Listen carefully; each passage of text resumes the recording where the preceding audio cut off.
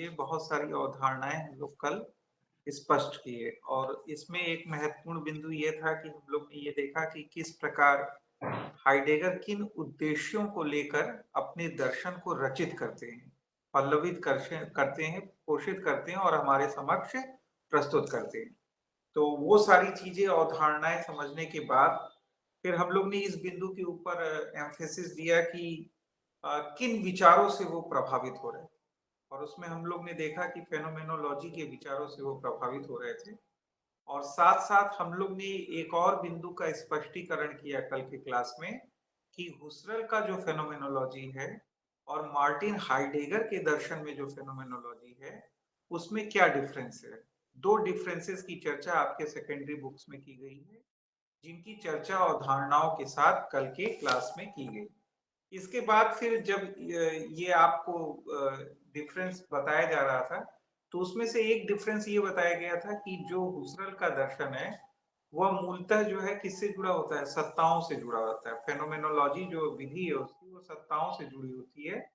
जबकि जब Martin Heidegger के दर्शन की फेनोमेनोलॉजी की विधि की बात करते हैं, तो इसका संबंध हम किससे करते हैं? मूल सत्य से करते हैं, यानी बीइंग से करते हैं। कैपिटल बीईआईएनजी बीइंग से करते हैं, मूल सत्य से करते हैं, उसके साथ एसोसिएट होती है।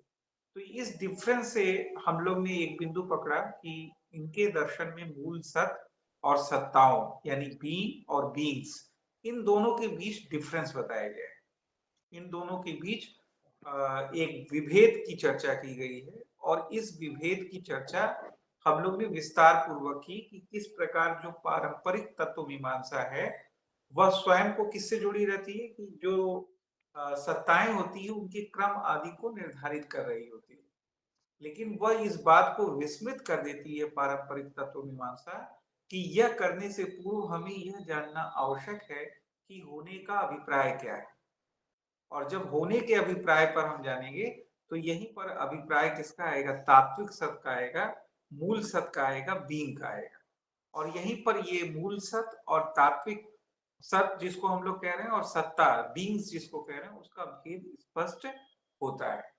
साथ ही साथ हम लोग ने ये देखा कि जब ये जर्मन भाषा का प्रयोग करते हैं, तो किस प्रकार यह मूल सत्य के लिए सिन SCIN सिन और सिनेंडस SCIN DES अद्भुत सत्ता और डेसिन मानवीय अस्तित्व के लिए इन 3 शब्दों का प्रयोग कर रहे होते हैं और इनको आप लोग इसमें जर्मन भाषा में भी जानते रहिएगा क्योंकि कभी-कभी प्रश्नों में इसी अ, शब्द का प्रयोग कर देता है, जर्मन शब्दों का प्रयोग करके आपसे प्रश्न पूछ देता है, तो ऐसे समय में आपको उत्तर देना मुश्किल हो जाएगा। तो ये सारी चीजें हम लोग ने देखने की कोशिश की। फिर अंत में हम लोग ने स्पष्टीकरण किया कि किस प्रकार जो है, जो पारंपरिक तत्व मीमांसा है, वह वास्तविक संबंध मूलक कथनों तक ही सीमित होती है। और जबकि हाइडेगर का कहना था कि अगर हमें मूल सत्य तक पहुंचना है, तो हमें सत्ता विषय विश्लेषण करना होगा। तो सत्ता विषय विश्लेषण करके ही हम मूल सत्य तक पहुंच सकते हैं, लेकिन पारंपरिक तत्व मीमांसा स्वयं को वास्तविक संबंध मूलक कथनों तक ही, ऑन्टिकल कथनों तक ही सीमित करती है।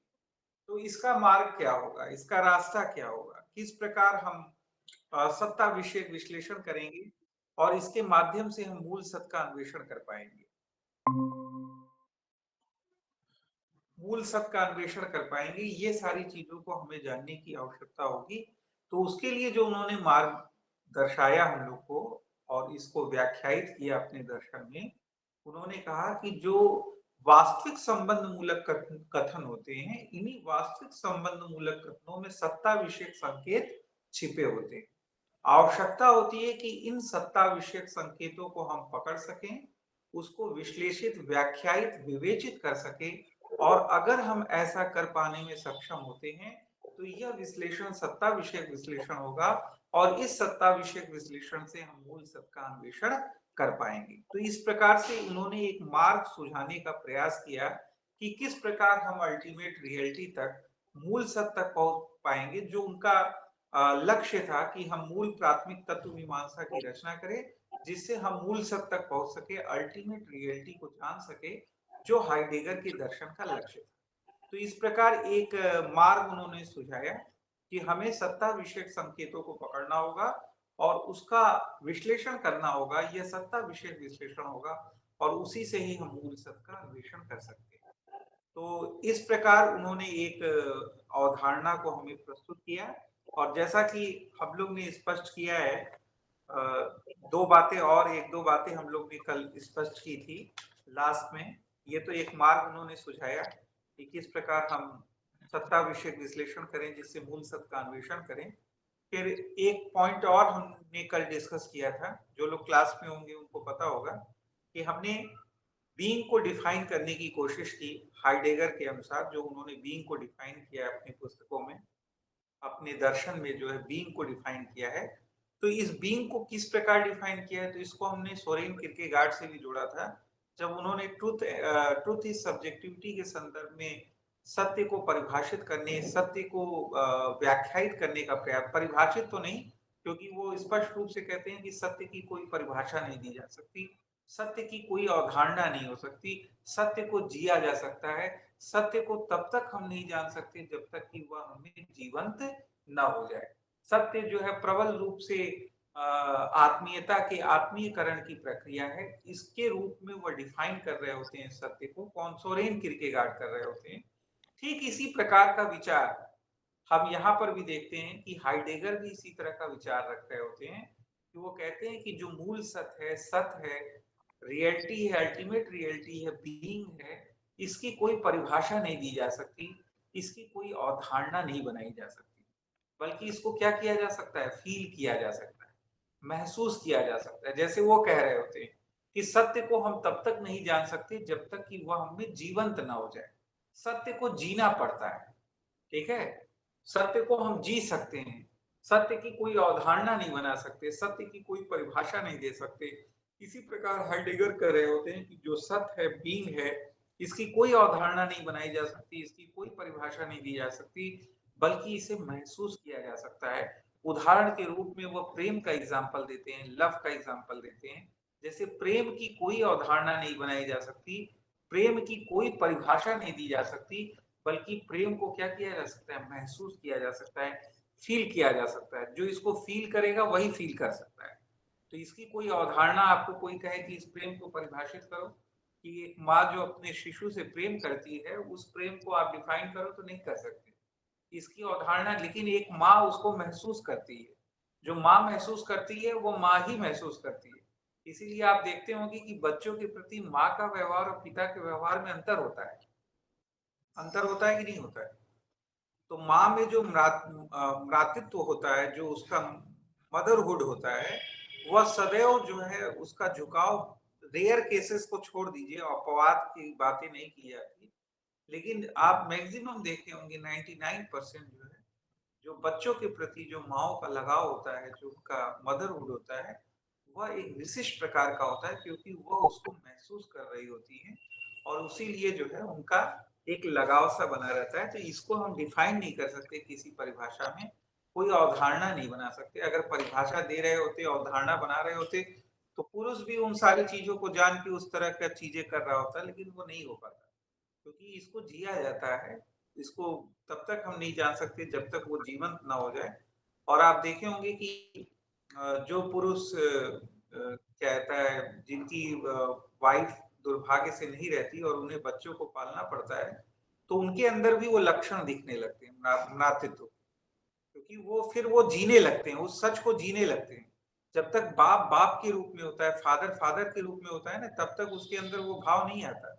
लेकिन जब किन्हीं कारणों, चाहे वो डिवोर्स हो जाए, चाहे वो न रहे पार्टनर किन्हीं कारणों से, और जब उसको वह रोल भी निभाना पड़ता है, तो जब वो उस सच को जी रहा होता है, तो उसके अंदर जो है मदरहुड दिखने लगती है। तो वो सारी चीजें उसके अंदर आने लगता है। तो वो सारी चीजें, वही कहा जा रहा है कि सत्य को हम तब तक नहीं जान सकते, सत्य को, जब तक कि हम उसे जी न लें, जब तक वह हमें जीवंत ना हो जाए। तो आपको ये लग रहा होगा कि अस्तित्ववादी दर्शन वह सारी चीजों की बात कर रहा है, जिन सारी चीजों को हम जीते हैं, जिन सारी चीजों को हम महसूस करते हैं। इसलिए ये सारी चीजें आपको प्रतीत हो रही होंगी, क्योंकि यहाँ मानवीय अस्तित्व को ही केंद्र बिंदु में रखकर सारा विश्लेषण, विवेचन, व्याख्या किया जा रहा है।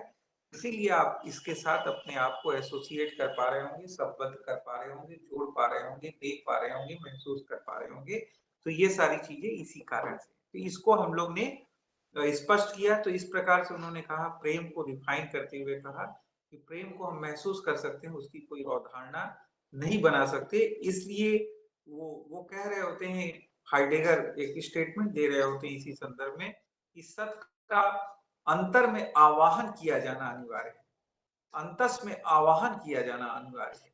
यानी जैसे वो कहते हैं कि सोरेन किरकेगार्ड की हम सत्य जब तक हम में जीवंत नहीं हो जाता, इसी प्रकार हाइडेगर कह रहे होते हैं कि सत्य का अंतस में, अंतर में आवाहन अनिवार्य है। और जो भी फिलॉसफी ऐसा कर सकने में सक्षम हो पाती है, वही दर्शन जो है सत दर्शन है। वही फिलॉसफी सत फिलॉसफी है, सही फिलॉसफी है, मूल फिलॉसफी है। अर्थात जो सत्य का दर्शन होता है, जो रियलिटी का दर्शन होता है, वह एक प्रकार से क्या होता है, मिट्टी में छिपे हुए मूल भाव की पहचान होती है। तो ये स्टेटमेंट उन्हीं का है कि सत्य का दर्शन क्या है, मिट्टी में छिपे हुए मूल भाव की पहचान होती है। यह भी एज इट इज आपकी यूजीसी नेट जेआरएफ में पूछा जा सकता है। तो जिस तरह का रिजल्ट आया है, उससे तो स्पष्ट है कि जेआर नेट बहुत दूर नहीं है, आप लोग का नेट आसानी से हो जाएगा। लेकिन आप लोग विश्लेषण करिए कि किस प्रकार से आप लोग को जेआरएफ करना है कि फर्स्ट पेपर में भी अच्छा परफॉर्मेंस रहे और आप लोग उस टारगेट को अचीव कर पाए, जो टारगेट हम लोग इस क्लासरूम को रखने के बाद प्रारंभ किए। वैसे ईमानदारी के साथ आप लोग मेरे पढ़ाई हुए चीजों को अगर पढ़ने में और मेहनत करेंगे ना, तो 80 से 85 क्वेश्चन भी कर सकने में सक्षम होंगे फिलोसफी में। क्योंकि ऐसा कुछ नहीं पूछा जा रहा है जिसको हम लोग डिस्कस नहीं कर रहे हैं। बस ये है कि ईमानदारी पूर्वक सारी चीजों को करना होगा। जैसे हम अन्यथा नहीं कह रहे हैं कि अभी बहुत सारी शादियां पड़ रही है, जब आप इरेगुलर हो रहे हो ना, तो आप अपनी कमिटमेंट को तोड़ रहे हो। तो ये सारी चीजें आपको देखनी होंगी कि किस प्रकार आप कमिट रहो और रेगुलरिटी को बनाए रखो, सारी चीजों की नोटिंग करो, सारा जो 4 5 6 घंटे पढ़ने का जो भी शेड्यूल निर्धारित किया गया है, उन सारी चीजों को पूर्ण करो। जब तक आप उसको पूर्ण नहीं करोगे, तो फिर सारी चुनौतियां आपके समक्ष आती रहेंगी। अब कल के क्लास से जहां हमने खत्म किया था, उन सारी चीजों का डिस्कशन हमने कर लिया। अब उसके आगे की चर्चा हम जो करेंगे, जो हमने कल कहा था कि उन्होंने आरंभिक रूप से कहा भी, जैसे हमने जब उद्देश्य को निर्धारित कर रहे थे, हाइडेगर के दर्शन के उद्देश्य को निर्धारित कर रहे थे, तो उन्होंने कहा था कि मैं मूल प्राथमिक तत्व मीमांसा की रचना करना चाहता हूँ। उन्होंने निर्धारित किया, उन्होंने ये निर्धारित किया कि मैं मूल प्राथमिक तत्व मीमांसा की रचना करना चाहता हूँ। तो जब ये संदर्भ आया कि मूल प्राथमिक तत्व मीमांसा की रचना होगी कैसे, तो उन्होंने कहा मानवीय अस्तित्व के विश्लेषण से ही हम मूल सत्य तक पहुंचेंगे और मूल प्राथमिक तत्व मीमांसा की रचना होगी। तो इस प्रकार इनका दर्शन जो है यहाँ पर अस्तित्ववादी हो गया और मानवीय अस्तित्व को ही केंद्र में रखा। इसीलिए जो स्टेटमेंट हमने दिया था कि मानवीय अस्तित्व ही मूल सत्य का झरोका है, यानी मानवीय अस्तित्व ही वह बिंदु है जिससे हम मूल सत्य तक पहुंच सकते हैं। तो आप देख रहे होंगे कि भारतीय दर्शन में भी कहीं ना कहीं इन सारी चीजों को व्याख्यायित विश्लेषित किया गया है कि हम लोग जब पहुंचते हैं कि अहम ब्रह्मास्मि, मैं ही ब्रह्म हूं, तो इसका मतलब है कि अहम ब्रह्मास्मि, अहम का जो है मेल हो जाता है ब्रह्म के साथ। अहम ब्रह्मास्मि, मैं ही ब्रह्म। तो ये सारी चीजें ये बता रही हैं कि उन्होंने कहा कि मानवीय अस्तित्व ही मूल सत्य का झरोका है। मानवीय अस्तित्व के माध्यम से ही हम मूल सत्य तक पहुंच सकते हैं। तो ये जो उन्होंने व्याख्यायित किया, तो यहीं पर वो सेंटर पॉइंट आया जहां पर अब आगे की दर्शन इनका आगे बढ़ेगा और बहुत सारी चीजें जो इनके दर्शन में आप लोग की यूजीसी नेट जेआरएफ में पूछी जा सकती हैं, वो सारी चीजें आपके समक्ष आएंगी। तो पहली चीज ये है कि जब मानवीय अस्तित्व के विश्लेषण से ही मूल सत्य का अन्वेषण होना है, तो मानवीय अस्तित्व के लिए उन्होंने शब्द यूज किया है डेसिन। डेसिन, DEASIN, डेसिन। तो डेसिन शब्द का जो प्रयोग किया है, इस डेसिन शब्द के प्रयोग के माध्यम से उन्होंने बहुत सारी चीजों को अंडरलाइन किया है जो आप लोग के एग्जाम के पॉइंट ऑफ व्यू से इम्पोर्टेंट है। तो वो सारी चीजों में कुछ बिंदुओं की चर्चा हम करेंगे और उसके बाद फिर हम लोग देखने की कोशिश करेंगे कि किस प्रकार वह सारी चीजों को व्याख्यायित कर रहे होते हैं और किस प्रकार यह जो स्टेटमेंट दे रहे होते हैं कि मानवीय अस्तित्व के विश्लेषण से मूल सत्य का अन्वेषण, यह किस प्रकार चरितार्थ होता है उनके दर्शन में, किस प्रकार से मानवीय अस्तित्व का विश्लेषण होता है और मानवीय अस्तित्व के विश्लेषण से अभिप्राय क्या है। तो पहला तो एक स्पष्टीकरण तो हो ही चुका है जो हमने स्टेटमेंट दिया है कि सत्य को देखने का झरोका मनुष्य स्वयं है। यह एज इट इज आप लोग के यूजीसी नेट एग्जाम में पूछा जाता है कि मूल सत्य को देखने का झरोका मनुष्य स्वयं है, या मानवीय अस्तित्व को मूल सत्य का झरोका किसने कहा है? मार्टिन हाइडेगर ने कहा।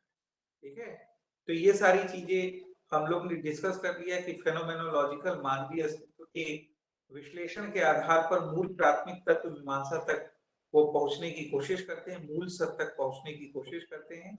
और इस विशेष अर्थ में ही वो कहते हैं कि मानवीय अस्तित्व ही सत्य से संपर्क का बिंदु है और सत्य के अवबोध का मार्ग है।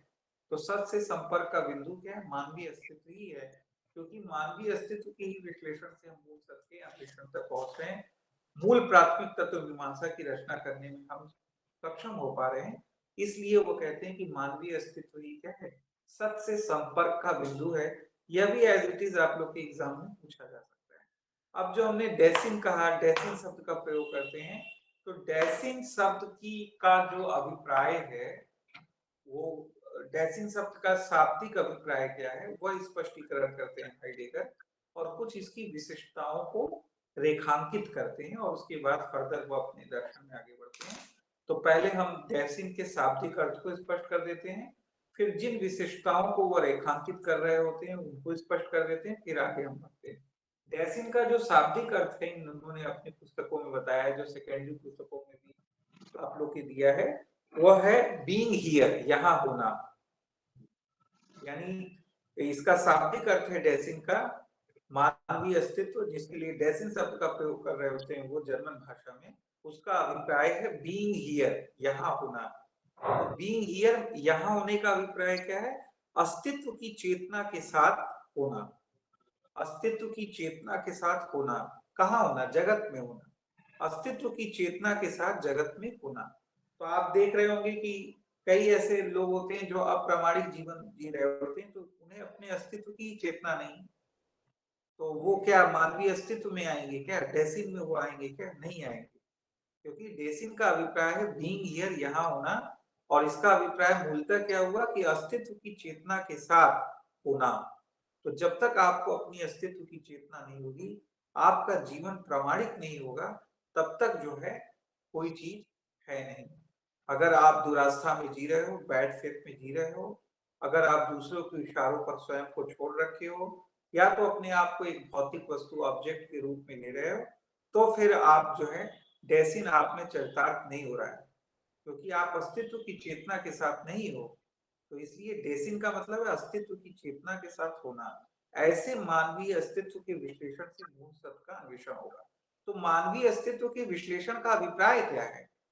तो ये इसको स्पष्ट करते हैं, यही विशिष्टता को रेखांकित कर रहे होते हैं हाइडेगर। वो कहते हैं मानवीय अस्तित्व के विश्लेषण का अभिप्राय है कि मानवीय अस्तित्व जिन विधाओं में जीता है, मानवीय अस्तित्व इस जगत में जिन विधाओं में जीता है, उन विधाओं को हम अगर एनालाइज करें, उसका विश्लेषण करें, तो यह विश्लेषण जो है हमें मूल सत्य तक पहुंचा सकता है।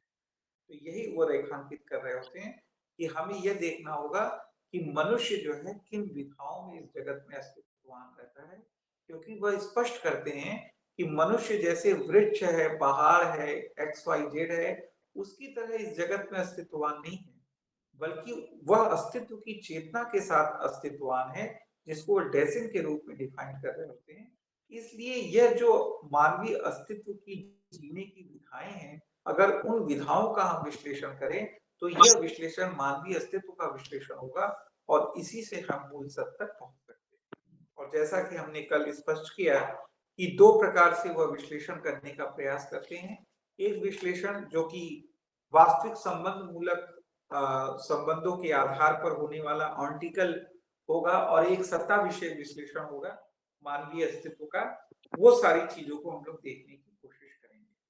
ठीक है, तो ये सारी चीजें और फिर ये जो हम लोग देखेंगे एक सत्ता विषय विश्लेषण करके और एक वास्तविक संबंध मूलक विश्लेषण करके, दोनों विश्लेषण में हम क्या देख रहे होंगे, दोनों विश्लेषणों में हम ये देख रहे होंगे कि मानवीय अस्तित्व किन विधाओं में अस्तित्ववान हो रहा है इस जगत में, उसी का हम विश्लेषण विवेचन कर रहे होंगे और उसी विवेचना से कुछ बिंदुओं को हम उकेरेंगे और यही हमें रास्ता किसका दिखाएगा, प्रामाणिक जीवन का दिखाएगा, मूल सत्य तक पहुंचने का हमें मार्ग दिखाएगा। ठीक है, तो ये सारी चीजें हमने स्पष्टीकरण की।